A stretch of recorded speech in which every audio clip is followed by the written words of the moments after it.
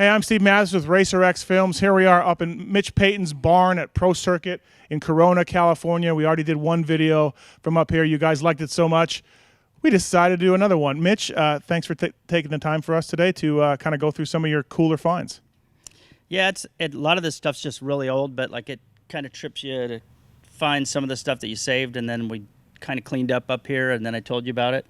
So there's some funny stuff. You'll see if you like it or not. That'll be awesome. First up, though, so we got some business cards that you found. Rick Johnson Racing, Ron Heben, when he worked at... Ron's got a lot of business cards. Yeah. This was Team Green, I guess. Chicken, Jeff Matasevich. Yep. Matasevich. Carlsbad Raceway. Yeah, Carlsbad Raceway, Jeff Grismer. Get a hold of him. That ought to be good. And then this one, Mitch, I don't know where you got this from. Attilio Sanderoni from Cagiva, North America. That's when Cagiva took over Husqvarna, and they came out and had a meeting with me, and they wanted to see if we'd stay selling Huskies so that we could be a Cagiva guy, I guess. How'd that work out? It didn't work for me, but maybe them. I don't know. You know what? Let's try and see if some of these guys are still around before we go through some barn finds. All right, go for it. Carlsbad? That would be like, what area code is that? Oh, yeah. Hold on. 619? 619. Would it? They're not accepting calls at this number. They're probably prepping the track. Yeah. All right, first up in Mitch's barn finds, it is a ported and numbered Peak Honda CR125 cylinder, Mitch.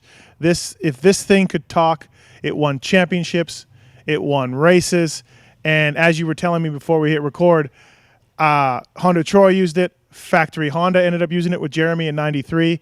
This spec and this cylinder, this won a ton of races, Mitch. Yeah, it was. We did that spec in '91, and then they changed the cylinder just a little in '92, and we did the same spec, and then we kind of left it alone. We couldn't make it any better, so we just locked down on it. And we ran it the whole time, and then I think in '93 we switched to Cowies, and then I think Grayson Goodman, because of Wyatt worked for him, so he used it, and then a couple other kids. 94, and then when Honda of Troy started, we tested the newer cylinders, and we went back to this for a long time, I think until 99, and then we finally went to the 99 cylinder. So something you developed in 91 was still working in 99? Yeah. I mean, it was a good setup. Like, that bike was really good. And for yourself, when you develop something like that, Honda Troy uses it, Factory Honda uses it with Jeremy. You're okay with all of that, giving it to other teams and other riders at that point of time, or nothing that you want to like keep in-house? It was kind of, in my thought, we didn't throw them around to everybody, but like for those teams that we were helping, we were trying to support them too, and like it was worth doing, but then they changed the cylinder, so like if you learned something from this, it didn't necessarily mean that you could transfer it over, or we would have done that already too. So like, you got to work on the new stuff sooner or later. At some point, you could maybe grind one of these with your eyes shut? Closely, yeah. Probably Jimmy Perry, too. Right. There you go, folks. First one, done up, 91 CR125 cylinder. It's got some numbers on the back here. ODH09. Any idea? Outdoors, and then HOT is Honda of Troy. Yep. So that was probably used in, I don't know what year, but it was a Honda of Troy cylinder. Pretty cool stuff. All right. Let's call it Chicken. See if he's working. All right. Now, this is Chicken's family's grocery business? Fruit business? All right, here we go. Hi, I'm looking for Jeff Chicken Matasevich. He's not in. Okay. I saw him dirt bike riding this morning at Glen Helen. I wondered if he was back at the office. All right, I'll try him there. Thank you very much. So we'll save that one. That was good. That's solid. Okay. All right. Next up in Mitch's barn finds, 1990, Jeff Stanton won the 250cc championship in Supercross and the #1 plate overall. And where'd you get these from, Mitch? I honestly think me and Troy went to the awards banquet, and I think we stole them because we didn't have anything to do with it. So we just thought they were cool. There you go, folks. Stolen AMA plates. If you're out there, Stanton, Mitch Payton's got them. Next up, Ron Heben. They don't recognize that extension as a valid entry. Do you think Ron's still there? It could be because he's at Yamaha right now, but I would have thought in case somebody wanted to get a hold of him, they would have left it. Okay. Struck that one out. All right, next up in Mitch Payton's barn find, some concept drawings, Mitch, mid-90s, early 90s, to try to attract some more sponsors in the sport. Of course, you brought in Peak, you brought in Splitfire. These are Coors Light, Pepsi, Copenhagen, and another Pepsi bike. What were the genesis behind these? I think we were just, back in the day, it was just pitching to different people just to see if anybody was interested. And, Pepsi did a team in Europe, I think in 1994. Mm-hmm. They did a 250 GP team, so I think Pepsi was involved in that. So we tried that just to see if they're interested. Copenhagen was involved in our sport, so I thought it was worth trying those guys out. And then Coors was involved in the series early on, too. And Coors has always been a big part of Pro Circuit program. They were a big supporter. No, but I mean, they did. They were, I think title or associate? No, I think they were title. Were they title? Yeah. Because Camel and Coors were pretty close. I can't remember which way it went, but they were both involved. But anyway, we threw these out there just to see if they liked anything, what they thought. Mm-hmm. And would it be a case of you, would you have an in with these companies before you sent them, or would you sometimes just cold contact them and send them things? Back in the day, the way I did it was they had those Joyce Julius reports. Mm-hmm. So you'd subscribe to that. You'd try to get a number out of reading all those reports, and you'd try to call there, see if anybody would take your call. Most of the time they wouldn't. And then you'd see if they would entertain a proposal, and you never really got to talk to the main guy, but the secretary, just send it in. Mm-hmm. And then I'm sure it came in and then just got set to the side. But you got to try. So you never know, right? Did you come close? Was there is there a motocross, even not with any of these or with one of these, did you come close to landing an outside sponsor at any point that would have really been a game changer? There was one, Bobby Nichols will remember this, but during the .com thing, that was a pretty big deal. And then I would say 3/4 the way through it, when they were really ready to do something, that .com thing just blew up, and they were gone in like a month. So did that. Both, yeah. Right.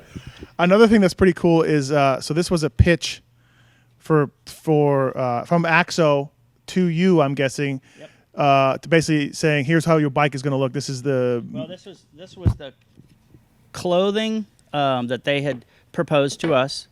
And back then, I think it was Kenny Stafford, and they would do everything just, hand drawn and stuff and color it in. So it's kind of cool now. Even a lot of the guys, they all do by computer, and they like seeing how the old guys did it, and it's kind of cool. So I've saved a bunch of those. Mm-hmm. And then Troy was pretty instrumental in the bikes forever, and that's a concept bike that Troy had done, and you just hand drawn. Yeah, you'd get the picture of the bike, just black and white, and then Troy would just color it in and do it, and then he would do 2 or 3 of those, and we'd check it out. And then in those days, he would take that bike, and then they would take a motorcycle over to the shop, and they'd mock it up in paper. So they would do this whole bike in paper, and then color it in by hand, and then you'd look at it on paper. And for me, it was hard because everything's sort of not shiny, right? And like Troy or Maki, who works for him, they had a pretty good sense of, no, you don't get it. Like, it's going to look a lot better. I'm like, I don't know, because I wasn't sure. I didn't have the eye for it, and they did, obviously. So it's kind of cool. This bike has the full body skin on it, which actually has never caught on in moto. Is that something you came close to doing? Well, I guess if the sponsor demanded it, we'd probably look at it. But I was always afraid that it would make the engine run hot and some of the other problems that came with it. But if it was done really nice, like Dave Miller did one in '93 that was pretty cool looking with the Hot Wheels. And if you would have done something like that, I think it might have caught on a little bit. Original drawings here at Pro Circuit. Next up, that one out. Okay. RJ. You want to call the bad boy? Yep. All right. Okay. So should I talk to RJ about coronavirus or his championships? That's no longer working. Here. Yeah. Some plaques we found here upstairs in the Pro Circuit barn. First up, this is a award given to Bob Hanna by Motocross Action for Rider of the Year, but somehow it's here at Pro Circuit. I probably assume Jody dropped it off thinking that Bob would pick it up here and never picked it up. But if he wants it, it's here. It's safe. A little dusty, but still safe. Bob, if you want your 1979 What is that? MXA Rider of the Year award, it's in Corona, California. We didn't steal that one. We didn't steal that one. Next up, Donnie Schmidt, a guy that's close to your heart. You helped him out for a number of years. Quit factory Suzuki, didn't want to ride Supercross, picked up a bike for outdoors in '89, and it was a Pro Circuit bike. He had Pro Circuit stickers all over it, and this was a great year for you and the shop. And Donnie sent you a plaque here. It says, "Thank you, Mitch, for supporting me, helping me through the season. I could have never finished 4th overall and top privateer without all of your time, effort, and most of all, your faith in me, Donnie Schmidt." Pretty cool. Yeah, Donnie was a good friend to our shop, to Bones and myself. Bones helped him a lot too, and great guy. He roughed it out kind of as a privateer that year, got 4th. He won races that year with all the other Honda guys, and then at the end of the season, he got a call from Sylvain, and he went to Europe, rode for factory Suzuki, and then he won the 125 world title, and then he won a 250 title. So like it was cool for Donnie to see him keep going and then being a couple-time world champ. I mean, it's pretty sick. He was awesome. Great guy. And that was a great thing for your company too, because it was a Pro Circuit bike through and through, and you were competing against George Holland and Larry Ward, factory Hondas, Kurdowski, and these guys. It was a walking advertisement for Pro Circuit. Yeah, it was, and and he did it out of a regular Ford van. So he was a privateer, but he didn't complain about it. He did his work and he busted ass. Next up, from 1988, Kawasaki World Mini Grand Prix out in Vegas, my hometown. Oh, yeah. Here's a guy that, I wonder whatever happened to him, but Mike Kurdowski, thanks to Bones and Mitch for all of the help in 1988. I don't know where I would be without Pro Circuit. Mike Kurdowski, and it's funny because it's an amateur photo, and it's Mike when he was maybe 18, I don't know, but pretty cool to see that before he became multi-time national champion and Daytona Supercross winner and all the stuff that he became. Yeah, he was. He rode for Team Green, and I talked to his dad. I think it was at World Mini the year before, maybe, or something like that. And I said, "We'd like to help your kid," and his dad's like, "We don't need no help." Wow, all right, okay. And then Jose Gonzalez was his mechanic, and then had us do some stuff on his bikes, and he did really good that year as an amateur. And then the next year, '89, he went to Honda, and he won the 125 national title that year, first year. Goes from number 762 to number 1. Pretty big drop. Yep. No, he was a really hard worker. Like Mike put in a lot of effort, and he lived up by Simi or whatever, and him and Eric Kehoe rode together all the time. Mm-hmm. They were good buddies, and he got into training really pretty hard in '89. So he deserved it, and he's won a lot of championships. Pretty cool to have all these things up here for sure. All right, next up in the Pro Circuit barn find. It goes there. All right, last one. Artilio Sanderoni from Cagiva. If he answers, yeah, ask him about the 125. That number is disconnected. All right. Boy. Let's try one more random. Okay. Where's it at? Well, we got Kawasaki still works. Chicken really did work. Ron Heben, we're not so sure. Carlsbad, Cagiva, and RJ are all no longer valid, in case you were wondering. A No Fear shoe. Brand new. Just the right one, though. Mitch is up here. Yeah, this is I obviously had a set. I must have saved them because I thought they were cool. But when we were cleaning up here, see the packing still on it. I found the box, and there's one shoe, so we looked around and never found it. So then the Simo brothers were the founders of No Fear. So I had called Mark, and I said, "Hey, Mark, I need you to look for something if you can." And he's like, "What do you need?" And I'm like, "Well, I think it's called a phase. I said, I need a size 9 phase, but I need the left tennis shoe. I found one. I got a brand new right one, but I'm looking for a left. And he's like, you're joking me. Like, really? And I'm like, yeah, got a brand new one. It's pretty sick. Yeah. Fake carbon fiber on the side. Look at that puppy. Yeah. That's pretty sweet. If anybody out there's got a left size 9 phase no fear shoe, hit Mitch Payton up at Pro Circuit. Ford, too. You want to call Jeff Ford? See if you can get a hold of him.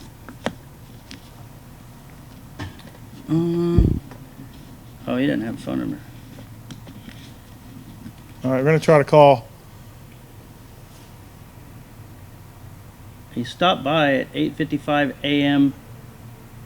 Go testing. Stop by after 5 p.m. Check. Oh, so on this day he left you a note. There's phone number right there. Yeah. All right. You think he's still testing? It might be a long day. Hi, we're looking for a Jeff Ward. He's a multi-time Supercross motocross champion. If he can get a hold of us at Pro Circuit in Corona, that would be great. Ask for Mitch. Thank you. I got him. Thanks. Yeah. We'll put that one in the good to go. Yeah, that one's solid. All right, next up in the Pro Circuit barn find, a whole set of Pro Circuit poker chips, which is pretty cool, I guess, if you had played poker at home, Mitch. I'm not a poker player, but I had a good friend of ours that worked over in Las Vegas, and he's like, I got a present for you. I got something really cool. So he gave me this set of poker chips in this container and stuff, and then we had poker chips and some playing cards for a while, and it was pretty cool. So I've always saved it. I didn't want to mess it up. I think I'm saving it for like 40 years, though, now. Yeah. So. Okay. Listen, the last time I was here, you gave me a couple. You gave me 4. And I took them back home and I put them on my studio table for people who come over for the Pulp MX show. Well, your guy, Ryan Villapoto, you've heard of him? Yeah. Oh, I know. Yeah, he took 3, and I said, no, those are mine. Mitch gave those to me, and he said, I'm taking these for coming here and doing this show. And so I'm gonna replace them. You've got some other ones. You're gonna give 4 more. You're gonna give them back to me? Yeah, they're right there. You got show them. Yeah. All right. So. Oh, you know what? You got to show them the one that's really cool. Which one's that? Those are that's pretty. So the one that one of the ones you're giving me that I am not going to let RV take. You had to keep in your pocket. Caesars Palace Grand Prix. You said they had an F1 race at Caesars one time? I assume it must have been Caesars because it says it on there, but I think it was in the back of in the parking lot. That was where they did the F1 race that year. So they gave these out as souvenirs and stuff like that. So it's pretty cool. Oh, good. Well, RV, I've got something you don't have, and then as soon as the casinos open up, I'm going to go back home and see if I can get what I can get for these. Cash that in. Yeah. All right. Calling Fred Andrews. Rad and bad. Says he's a rider. Salone, Ohio. Had a 1-800 number. Well, that's probably for the company. The dealership? Oh, no, for Rad and bad, I'll bet. Oh. Hi, this is Fred. I can't get... He didn't answer. We struck out. No, we didn't. Chicken and Wardy. Chicken. And we're still good. And finally, in Mitch Payton's Pro Circuit barn find, in 1989, a world champion from France named Jean-Michel Bayle came to America to race some Supercrosses, and then before he went back home to race in 89, Honda wouldn't give him some bikes, so he went and bought some, won Gainesville, and raced some Supercrosses. And Mitch, this is one of his bikes. Yeah, it was actually Lee from Suzuki found it somehow. I never knew anything about it, and Lee got it, and then he wanted to give it to me so we can restore it when we get a chance. But it's got an AMA frame band on it right here, which is legit. And then the number plate, we never even sold these. This is a Works Honda number plate, so he just got rid of it with it. Then the silencer was, like I told you, we didn't have the domed cap, so they had a cone that was rolled up and then welded on that. That was something, I don't think we sold that. The pipe was legit early, and then, let's see, the airbox, that was, first time we saw that, Lunas's bike was drilled out, pop riveted with stainless screen behind it, and of course every kid had to do that. I assume it had wider foot pegs because that looks painful. So maybe they had Works foot pegs or whatever. But he brought over Works suspension from France, and then it was a completely production bike, and then we did it, and he did his 5 Supercrosses and the 1 outdoor, and then went home and became world champ in Europe, and then came back and had a full-time ride with Honda. And then somewhere along the line, the bike gets bought and sold, Somebody in Craigslist doesn't even know what they have. Leroy finds it, buys it, comes in. It's got works stuff on it as far as the number plate. Early Pro Circuit stuff. It's got a Pro Circuit ignition sticker on the side of it. This is history, and it's got the frame band, like you said. And yeah, guy didn't even know he had it. This is pretty cool. I like this find, Mitch. No, it's pretty good. Like we saw some stuff. Like that seat cover was never on there. It probably had a stock seat cover, and it's a little worn and stuff. But the frame's never been repainted. The engine's never been repainted. So like I don't think he rode it a lot, and it just sat in a garage somewhere. Well, it's a lot of fun. This is probably the coolest one for me, the history behind this bike, and J&B was a great rider. All right, lastly here at Pro Circuit in another building, Motocross the Nations for the first time in America was 1987 at Unadilla. It was a muddy mess. 87. And somehow Mitch Payton got the pants of Jeff Ward, Rick Johnson, and Bob Hanna, who was a bit controversial selection then, from that race. And you've got him in this case, Mitch, and this is pretty cool. Yeah, like, I don't know why I thought of it. I was thinking about getting a jersey, but I think everybody probably gave their jerseys away to everybody. And I'm like, well, do you have a pair of pants? And they were all muddy. And so we put them in a trash bag. I brought them home. I told him I was going to make something kind of cool with it. And we had a case made for it. We put them in here. And this was in our shop in Anaheim and here in Corona for a long time. And then it's been over here for a while, but we'll probably put it back. And we have the pants from 2000 or pants and jersey from 2007 from Carmichael and Timmy Ferry and Villapoto. And these aren't replica pants. These are the pants the guys wore at Unadilla. Yeah, no, they were legit. Yeah. They were a muddy mess, but I had my mom wash them, cold water, let them dry, and then we just put them in here. Yeah, this is pretty cool. This is stuff that you cannot find or buy or anything else. As I said, Wardy, RJ, Hanna, 87, Motocross the Nations, Team USA win. It's pretty cool. It was a muddy mess back there, and it was cool to see him win. I'd never been to one, so like for me it was awesome. Like I couldn't even believe how the crowd and everybody was nuts. Yeah. Pretty cool, folks. Well, there's the tour. Thanks, Mitch. All right, thanks.